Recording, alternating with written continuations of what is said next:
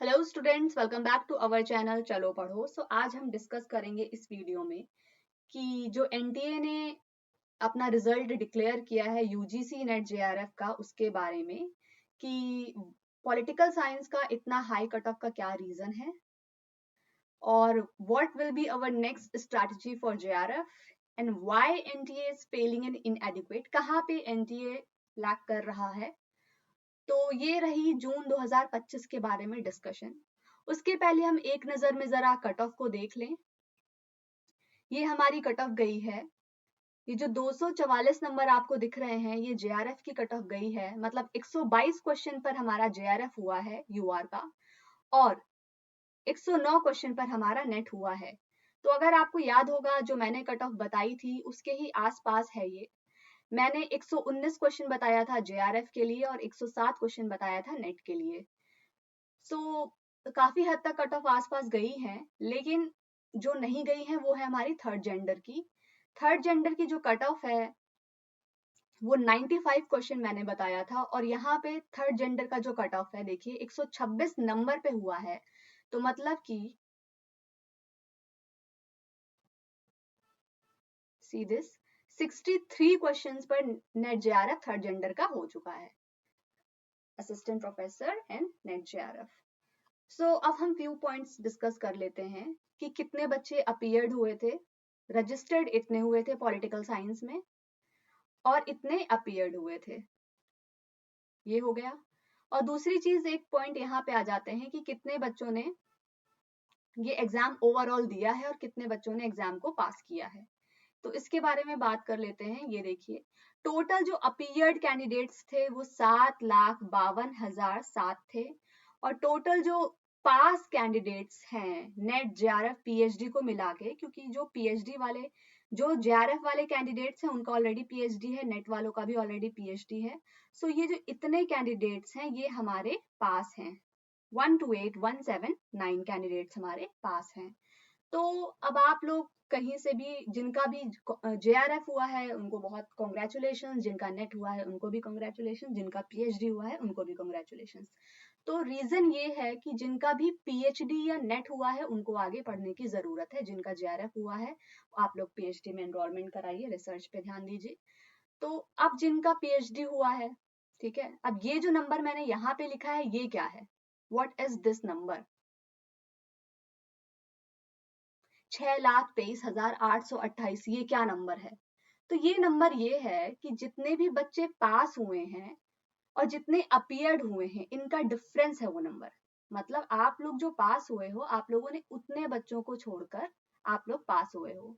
तो अगर आपका पीएचडी भी हुआ है या नेट हुआ है तो आप कहीं भी उसको कम मत समझिए। आप पीएचडी में अप्लाई करने के लिए एलिजिबल हैं, तो आप अप्लाई करिए, ठीक है। और नेक्स्ट आप प्रिपेयर करते रहिए अगली बार के लिए, जेआरएफ के लिए। ये चीज हो गई। अब देखते हैं रीजन क्या है इतना हाई कट ऑफ का। हाई कट ऑफ का रीजन ये है कि आप सबको पता है कि पॉलिटिकल साइंस एक ऐसी डिसिप्लिन है जिसमें जो है जितने भी यूपीएससी प्रिपरेशन के बच्चे होते हैं, ठीक है, काफी जो प्रिपरेशन कर रहे होते हैं गवर्नमेंट एग्जाम के, वो सारे बच्चे क्या करते हैं, पॉलिटिकल साइंस मोस्टली ले लेते हैं और वो जो है इस एग्जाम को देते हैं। और ये एग्जाम काफी यूपीएससी बच्चों के लिए एक मतलब अच्छा सब्जेक्ट माना जाता है पॉलिटिकल साइंस। तो अगर बात रही कि हाई कट ऑफ का रीजन क्या है, तो नंबर ऑफ स्टूडेंट्स काफी रहते हैं, और दूसरा ये है कि बच्चे पढ़ाई कर रहे हैं। तीसरा ये है बच्चों ने एग्जाम की चीजों को क्रैक कर लिया है कि यूपीएससी एक किस सॉरी यूपीएससी नहीं, जो हमारा एनटीए है वो किस टाइप के क्वेश्चंस को ले रहा है, किस टाइप के वो क्वेश्चंस को पूछ रहा है पिछले सालों में। मतलब वो लोग, उन लोगों ने क्या किया है, पीवाईक्यू को क्रैक कर लिया है। तो अगर अब जो आप लोग आगे की प्रिपरेशन करने वाले हो, जो भी बच्चे आगे की प्रिपरेशन करने वाले हो, वो लोग इस चीज को ध्यान रखें। मतलब चाहे जिनका जेआरएफ हुआ हो, जेआरएफ जिनका हुआ उनकी बात नहीं है, नेट और पीएचडी वाले बच्चों की बात कर रही हूँ, कि वो इस चीज को ध्यान रखें कि अब जो ये कट ऑफ गई है, इसको आप लोग एक बेस मत मान के चलिएगा। इन इस पूरी कट ऑफ में आपको 4 क्वेश्चंस को ऐड कर देना है। कम से कम आपको ये ट्राई करना है कि इसमें 4 क्वेश्चंस ऐड होंगे, मतलब 8 नंबर ऐड होंगे। और 252 एक मिनिमम टारगेट रखना है, क्योंकि पीएचडी वाले बच्चे हों चाहे नेट वाले बच्चे हों, आप सबका टारगेट क्या होना चाहिए, जेआरएफ क्वेश्चन होना चाहिए। तो आपको मैक्सिमम क्वेश्चंस करेक्ट करने हैं, उसके लिए आपको अभी से प्रिपरेशन करना है, ठीक है। पहली चीज तो ये हो गई। तो ये हो गया कट ऑफ का बात, ये मैंने प्रेडिक्ट किया था। अब देखते हैं कि प्रॉब्लम क्या है। प्रॉब्लम ये है कि जब हम फॉर्म फिल करते हैं, एक तो सबसे पहली बात, एवरी 6 मंथ में ये फॉर्म आता है, सारे बच्चे जिनकी प्रिपरेशन है नहीं है फॉर्म फिल करते हैं, तो वो क्या है, वेस्टेज ऑफ मनी है। तो आप लोग अगर आज से ही प्रिपरेशन करते हैं, जब फॉर्म निकलेगा, जिस दिन फॉर्म निकलेगा, जब आपको फॉर्म फिल करना होगा, अगर तब तक आपकी प्रिपरेशन नहीं हुई है तो इस फॉर्म को आप फिल मत करें, ठीक है। तो आपको अभी से ही इस फॉर्म के लिए, मतलब इस एग्जाम के लिए प्रिपेयर करना है, और जिस दिन ये फॉर्म निकलेगा उस दिन तक अगर आपका फाइनल सिलेबस कंप्लीट हो जाता है तभी आप फॉर्म फिल करें, अदरवाइज फॉर्म फिल करके वेस्टेज ऑफ मनी है। क्योंकि बहुत सारे बच्चे बहुत पढ़ के एग्जाम दे रहे हैं, ऐसा कुछ नहीं है कि कितनी हाई कट ऑफ गई है, आगे भी कट ऑफ हाई ही जाने के चांसेस हैं। दूसरी बात ये है कि जो एनटीए कहाँ पे लैग कर रहा है, उसकी प्रॉब्लम क्या है, आप लोग देखिए जरा, कि वो ऑप्शन देता है जिसमें हम लोग जो है, सारे जो बच्चे हैं सारी चीजों को, मतलब एक जिनका जेआरएफ क्वालिफाइड है, ठीक है, वो सिर्फ जेआरएफ के लिए क्या होता है, 3 साल के लिए वैलिडिटी है, तो वो जेआरएफ के लिए कि अगर उनका एडमिशन नहीं हुआ तो एटलीस्ट इसलिए देते हैं, तो वो खाली जेआरएफ का क्लिक कर सकें। जिनका ऑलरेडी नेट क्वालिफाइड है, ठीक है, नेट तो लाइफ टाइम के लिए वैलिड है, तो वो सिर्फ ओनली जेआरएफ फिल कर सकें, या फिर JRF and PhD only click कर सकें, क्योंकि अब एडमिशन क्या हो रहा है, पीएचडी के स्कोर से हो रहा है, ठीक है। तो क्या होगा कि नेट के लिए जो बच्चों की सीट है वो वैकेंट हो जाएगी। तो मतलब एनटीए को क्या चाहिए, एक 3 स्लॉट बनाने चाहिए कि जिसको जो फिल करना है। आप लोग एक बात और ध्यान रखिए कि जब बच्चे फॉर्म फिल करते हैं, तो जब उनको 3 स्लॉट दिया जाएगा तब भी उनके मन में एक आएगा कि हम तीनों ही फिल कर देते हैं, चाहे उनका नेट हुआ हो चाहे नहीं हुआ हो। बहुत कम ऐसे बच्चे होंगे जो ऐसा ट्राई करेंगे कि ठीक है हम दूसरे बच्चों को भी एक मौका देंगे, हम जो है सिर्फ जेआरएफ का ही फिल कर देते हैं, ठीक है। डबल नेट, ट्रिपल नेट, ये सब करेंगे। लेकिन हाँ, एक मौका बच्चों को ये देना चाहिए कि आप तीनों चीजों का अलग अलग आप टिक करवाएं, कि आपको जेआरएफ का फॉर्म, जेआरएफ का एग्जाम देना है, जेआरएफ के लिए देना है, नेट के लिए देना है, पीएचडी के लिए देना है, ठीक है। तो अगर जिसका नेट हुआ है तो वो जेआरएफ का खाली एग्जाम दे दे, तो नेट की सीट्स जो है 200-300 बढ़ जाएंगी, सबसे पहली बात तो ये है। दूसरा, पीएचडी की अगर बात करें कि पीएचडी का स्कोर से अब एडमिशन हो रहा है, जिसका जेआरएफ है उसको तो जेआरएफ ही देना है, पीएचडी से उसको कोई लेना देना नहीं है जेआरएफ को एक्सटेंड करने के लिए। जिसका नेट ऑलरेडी है वो जेआरएफ और पीएचडी पे क्लिक कर दे, पहली चीज। तो ये कुछ चीजें हैं जिसको एनटीए को देखना चाहिए कि इसको किस तरीके से वो टैकल करे, क्योंकि ये बहुत इंपॉर्टेंट है। क्योंकि ऐसा है नहीं जिन बच्चों का नेट हो गया है उनका एडमिशन हो ही रहा है, पीएचडी में नहीं हो रहा है। काफी सारे बच्चे ऐसे हैं जिनका एडमिशन नहीं हुआ है पीएचडी में। अब और बात क्या करती हूँ नेक्स्ट, कि एक तो एवरी 6 मंथ में एग्जाम करा रहा है, ये अच्छी बात है, लेकिन बिना प्रिपरेशन के एग्जाम को आप लोग मत दें। और दूसरा क्या है कि जितने भी, ये मैंने बता दिया कि सबका एडमिशन नहीं हो रहा है।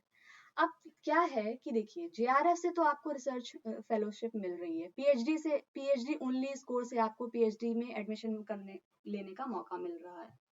तो जैसे कि हम लोग डिफरेंट जो टेट्स एग्जाम देते हैं स्कूल लेवल के लिए, जेआरएफ हमारा जो नेट असिस्टेंट प्रोफेसर है वो क्या है, वो हमारा क्या है, कॉलेज में असिस्टेंट प्रोफेसर बनने के लिए एलिजिबिलिटी है। उसके बाद आप एग्जाम दे सकते हैं, गवर्नमेंट एग्जाम्स दे सकते हैं, और प्राइवेट यूनिवर्सिटी में अप्लाई कर सकते हैं, इंटरव्यू के थ्रू आपका हो जाएगा। तो वाई नॉट कि जैसे कि हमारे डिफरेंट जो स्कूल एग्जामिनेशन के लिए टेट एग्जाम होते हैं वो एक क्वालिफाइंग है, तो वाई नॉट नेट को भी क्वालिफाइंग कर दें। पीएचडी स्कोर ठीक है, जेआरएफ भी ठीक है, तो नेट को क्वालिफाइंग करने में मुझे नहीं लगता कि ऐसी कोई इशू होना चाहिए। क्योंकि इससे क्या होगा, जो ये बहुत बच्चे रिपीटेटिवली एग्जाम्स दे रहे हैं वो जो है उन पे जो पैसों का बर्डन है वो कम होगा, ठीक है। आई होप कि आपको मेरी बातें ये समझ आ रही होंगी। तो ये चीज हो गई एक तो। अब क्या है कि आपको जो है एग्जाम की प्रिपरेशन करनी है।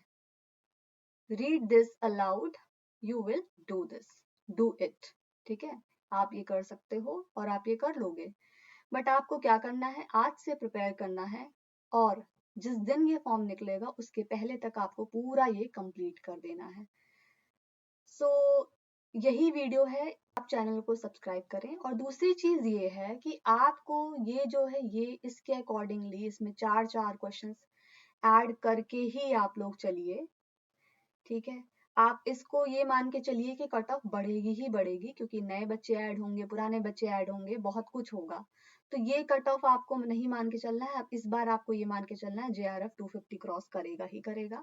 उसके अकॉर्डिंग आपको प्रिपरेशन करनी है। कट ऑफ कुछ भी जाए, कम जाए ज्यादा जाए, उससे नहीं लेना देना है, लेकिन आपकी प्रिपरेशन ये होनी चाहिए कि आपके मार्क्स 250 के ऊपर ही आए हर हाल में, ठीक है। चाहे वो कोई भी बच्चा हो, PhD का बच्चा हो, चाहे वो नेट का बच्चा हो, ठीक है। तो ये चीज हो गई कि आपको कट ऑफ में ये नहीं देखना है कि अब कम जाएगी ज्यादा जाएगी, नहीं। आपको अपनी प्रिपरेशन 250 के ऊपर कम से कम करनी ही करनी है, तभी आपका JRF होगा, ठीक है। और इनको बहुत ही कंग्रेचुलेशंस, आप लोग PhD के फॉर्म फिल करिए, और डिफरेंट PhD के फॉर्म्स जो है आ गए हैं, आप उन्हें फिल करिए। सबसे पहली बात ये है कि JNU का भी PhD का फॉर्म ओपन है, उसको आप जाके उसको भी फिल कर लीजिए, ठीक है। Thank you so much for watching this video. Next video में आपसे मिलेंगे, तब तक के लिए टेक केयर।